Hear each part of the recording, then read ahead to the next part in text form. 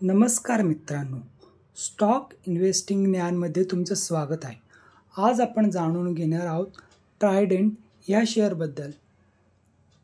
ह्या शेअरचा भाव 32 रुपयाच्या आसपास आहे सध्या, जो आपला हायवरून 50% जास्त घसरलेला आहे.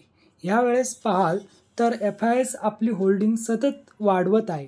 हाच सर्वात मोठा ट्रिगर पॉईंट आहे आणि ट्रायडेंटमध्ये 15,000 एम्प्लॉई काम करत आहे. स्ट्रॉंग वर्कफोर्स आहे. 15,000 लोक काम करत आहे. 15,000 लोकांना कंपनी सॅलरी देते. याचा अर्थ काय होतो की कंपनीपाशी काम आहे, तेव्हा एवढ्या साऱ्या लोकांना काम देत आहे. ह्या शेअरचा इतिहास पाहिला तर आधी याने कधी एकाच्या बदल्यात 10 शेअर दिले होते. त्यानंतर त्याचा भाव ॲडजस्ट झाला. त्यानंतर खालच्या साईडला शेअर गेला. तिथून जबरदस्त ह्याच्यामध्ये तेजी बनली. हा पोचला होता 70 रुपयाच्या आसपास. त्यामध्ये जबरदस्त घसरण पाहायला मिळाली. 5 वर्षाचा चार्ट पॅटर्न तुम्ही पाहाल तर यामध्ये जबरदस्त तेजी 5 रुपयावरून हा 70 रुपयावर पोचला होता. 70 रुपयावरून त्यानंतर खाली घसरण 25 रुपयापर्यंत होते. 25 रुपयावरून जवळजवळ परत तो 52 रुपयावर पोचला.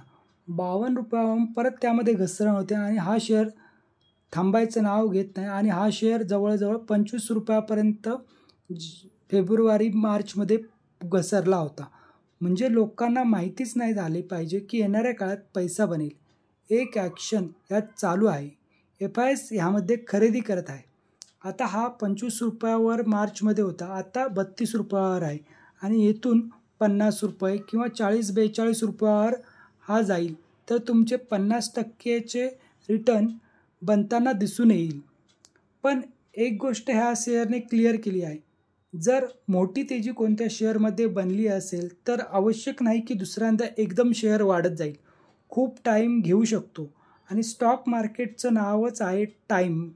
स्टॉक मार्केटमध्ये जर तुम्ही टाईम नाही देऊ शकत तर तुमचा पैसा नाही बनणार. ही गोष्ट क्लिअर असली पाहिजे. तर आता बघूया की परत कधी वरती वाढतो हा शेअर. सध्या कंपनीचा मार्केट कॅप 16,500 करोडचा आहे. ह्या कंपनीबद्दल थोडी माहिती तुम्हाला देतो की टेक्स्टाईलमध्ये कसे आणि दुसऱ्या सेक्टरमध्ये पण काय कंपनी काम करत आहे. मित्रांनो, ह्या कंपनीची बात कराल तर टेक्स्टाईलमध्ये यानबरोबरच टेरी टॉवेल, बेडशीट, पेपर आणि केमिकलमध्ये कंपनी काम करते. मार्केटमध्ये कोणत्या प्रॉडक्टमध्ये लीडरशिपमध्ये आहे सर्वात आधी पहा. Company is the world's largest wheat extra based manufacture आहे. याचा अर्थ आहे की कंपनी पेपरमध्ये पण काम करते. Number 1 in north India in copier segment. तर ब्रँडेड कॉपियर सेगमेंटमध्ये पण ही कंपनी नॉर्थ इंडियामध्ये नंबर 1 आहे. It is the largest player in the terms of terry towel capacity space in India.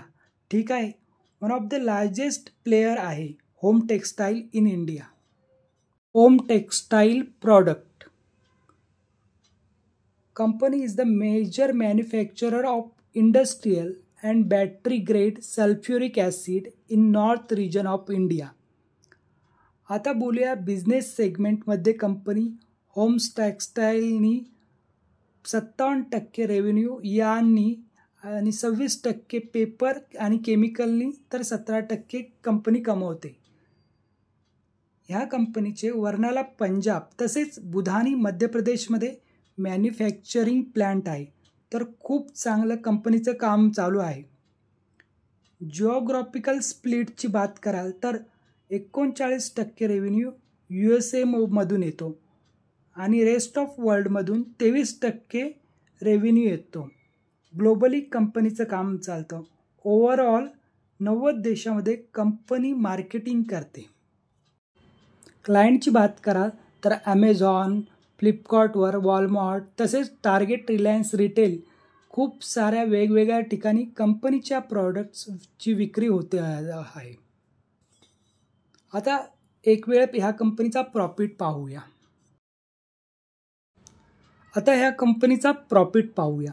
तर जून क्वार्टर 2024मध्ये 1743 करोड या कंपनीचा रेव्हेन्यू होता. त्यानंतर सप्टेंबर 2024मध्ये 1713 करोड, त्यानंतर डिसेंबर 2024मध्ये 1667 करोड ह्या कंपनीचा रेव्हेन्यू होता आणि आत्ता मार्च 2025मध्ये 1864 करोड ह्या कंपनीचा रेव्हेन्यू आहे.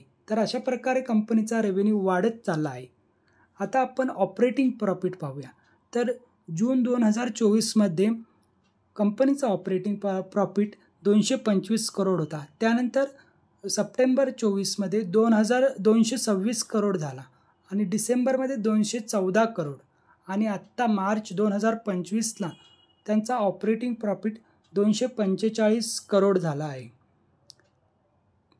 जर तुम्ही कंपनीचा नेट प्रॉफिट पाहाल तर जून 2024मध्ये 74 करोड होता, सप्टेंबर 2024मध्ये 83 करोड होता, डिसेंबरमध्ये 2024मध्ये 80 करोड होता. तर मार्च 2025ला तो 133 करोड झाला आहे. म्हणजेच नेट प्रॉफिटमध्ये पण कंपनीची ग्रोथ होत आहे.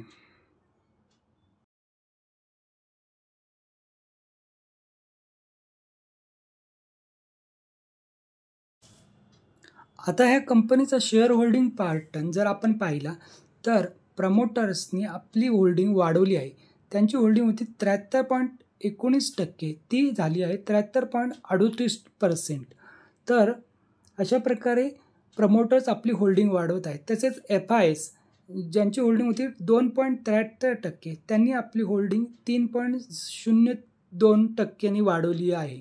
तसेच DIS पण यामध्ये आपली होल्डिंग वाढवत आहेत. तर पाहिजे तर ह्या शेअरवर तुम्ही फोकस करू शकता लॉंग टर्मसाठी. येणाऱ्या काळात हा शेअर 70च्या जे टार्गेट आहे ते 1 किंवा 2 वर्षात अचीव करू शकतो, पण तो वरचे 70चा टार्गेट ब्रेक करेल. पहा, ब्रेक करेल का नाही हे स्टॉक मार्केटमध्ये काहीच प्रेडिक्शन करता येत नाही, पण माझी एक अनुमान असतो, रिसर्च असतो, त्यावर मी हे सांगत असतो. रेकमेंडेशन्स कोणत्याच गोष्टीची नाही. तुम्ही तुमचा स्वतःचा अभ्यास करा आणि आपल्या फायनान्शियल ॲडवायझरला घेऊनच कोणतीही इन्व्हेस्टमेंट करा.